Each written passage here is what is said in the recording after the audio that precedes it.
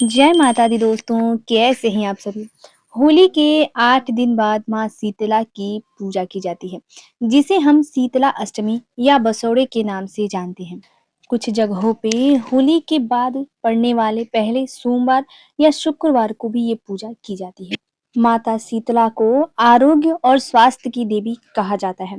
ये पर्व हर वर्ष होली के 8 दिन बाद यानी कि चैत्र मास की कृष्ण पक्ष अष्टमी तिथि को मनाई जाती है। मान्यता है कि जो व्यक्ति माँ शीतला की विधि विधान से पूजा करते हैं, उनकी सेवा करते हैं, उनके घर में कभी भी रोग दुख दरिद्रता नहीं रहती है और सुख समृद्धि बनी रहती है।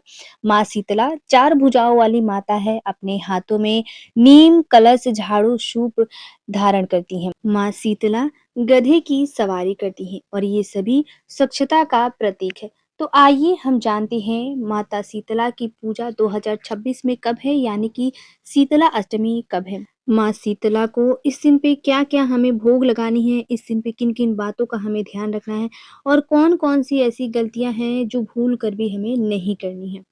तो देखिए, 11 मार्च को शीतला अष्टमी मनाई जाएगी। माँ शीतला को बासी भोजन लगाया जाता है, जो हम सभी जानते हैं। माँ शीतला को साफ-सफाई अत्यधिक प्रिय है, तो साफ-सफाई का ध्यान रखते हुए हमें माता के लिए भोजन बनाने चाहिए। सप्तमी तिथि को ही घर को अच्छे से साफ और स्वच्छ करके गंगा जल का छिड़काव करते हुए हमें माता के लिए भोजन बनाने चाहिए। भोजन में हमें क्या बनानी चाहिए? तो देखिए, जो हमारे घर पे बनता है, हम वो बना सकते हैं।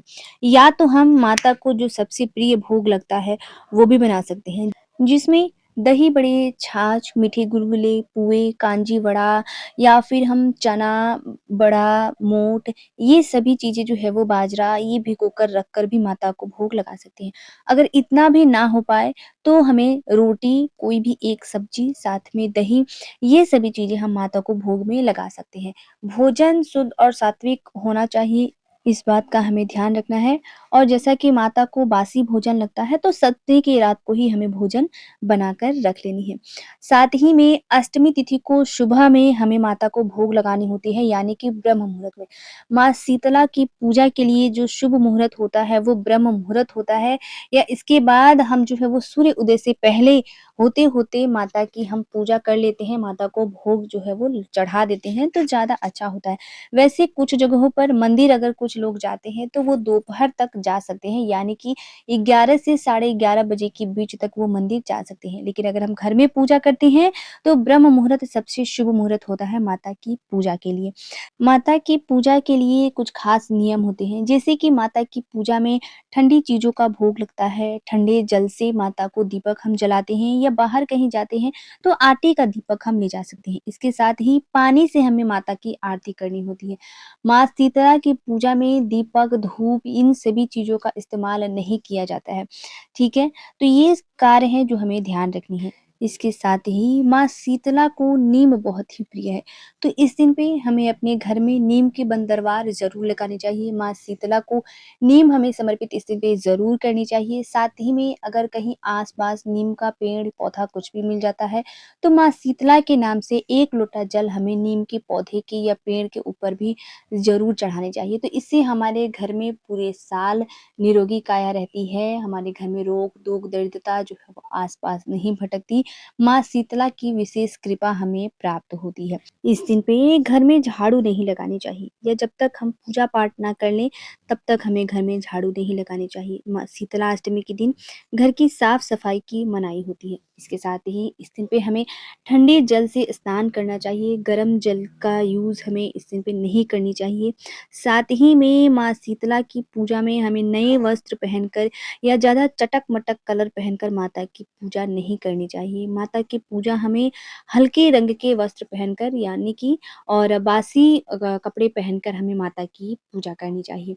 माँ शीतला को बासी चीज़ें अत्यधिक प्रिय हैं, जितना हम शीतलता के साथ ये पूजा करते हैं, उतना हमारे लिए लाभ होता है। इस दिन पे कुछ चीज़ों की मनाही होती है, जैसे कि इस दिन चूल्हे में आग नहीं लगता है। मैंने पहले ही बताया कि माँ शीतला को भी बासी भोजन ही चढ़ता है, साथ ही में जितने भी घर के मेंबर्स होते हैं, सबको बासी भोजन ही करना होता है। चूल्हे में आग नहीं जलाया जाता, सुई में धागा नहीं डाला जाता, इस दिन पे कटाई, बुनाई, सिलाई ये सभी कार्य नहीं किया जाता। शीतला अष्टमी के दिन पे घर में झाड़ू नहीं लगाया जाता। ज़्यादा अगर हम ना भी मान पाएँ तो कम से कम दोपहर तक हमें ज़रूर मारनी चाहिए। इस दिन पे घर में झाड़ू नहीं लगता है। साथ में मांस मदिरा का सेवन भूल से भी इस दिन हमें नहीं करनी चाहिए। माता को जो भोग लगता है उसमें भी लहसुन प्याज का प्रयोग हमें नहीं करना चाहिए और ना ही खुद हमें सेवन करना चाहिए। इन सब चीज़ों का ध्यान रखते हुए हमें माँ शीतला की पूजा करनी चाहिए। इस दिन महिलाएँ अगर चाहें तो माता की पूजा में नारंगी रंग के वस्त्र पहनकर माता की पूजा कर सकती हैं। बाकी चटक-मटक कलर हमें नहीं पहनना है, जो कि मैंने पहले ही बताया। साथ ही में एक चीज़ मैं और बताती चलूँ कि घर में अगर बहुत दिनों से कोई बीमार है, तो उसके लिए इस दिन पे एक उपाय किया जाता है, जो कि माता को इस दिन पे हल्दी चढ़ाया जाता है। हल्दी माता को चढ़ा के तिलक करके और जितने भी घर में सदस्य होते हैं, सबको इस दिन पे हल्दी का तिलक ज़रूर करनी चाहिए। साथ ही में जो व्यक्ति बीमार होता है, उनको भी हल्दी का तिलक करना चाहिए। माना जाता है कि माँ शीतला आरोग्य की देवी हैं, तो इससे हमारे रोग बहुत जल्द ही दूर होते हैं और माता से साथ में प्रार्थना करनी चाहिए कि हे माता, हमारे घर के रोग, दुःख, दरिद्रता आप दूर करें और अपनी कृपा हमारे ऊपर सदा सर्वदा बनाए रखें। साथ ही में पूजा के दौरान हमें माता के मंत्रों का जाप करते रहना चाहिए। कुछ लोग सप्तमी तिथि की पूजा करते हैं और कुछ लोग अष्टमी तिथि की पूजा करते हैं, तो जिस घर में जिस नियम से पूजा होती है, हमें वैसे ही करना है। हमें अपने घर के नियमों का पालन करते हुए पूजा पाठ करनी चाहिए। तो आशा करती हूँ आज की जानकारी आप लोगों के लिए बहुत ही हेल्पफुल होगा। वीडियो अगर हेल्पफुल होता है तो प्लीज़ लाइक और सब्सक्राइब ज़रूर कर दें। तो मिलती हूँ मैं आप सभी से फिर एक नए वीडियो में, तब तक के लिए नमस्कार। कमेंट बॉक्स में जय माता दी ज़रूर लिखें।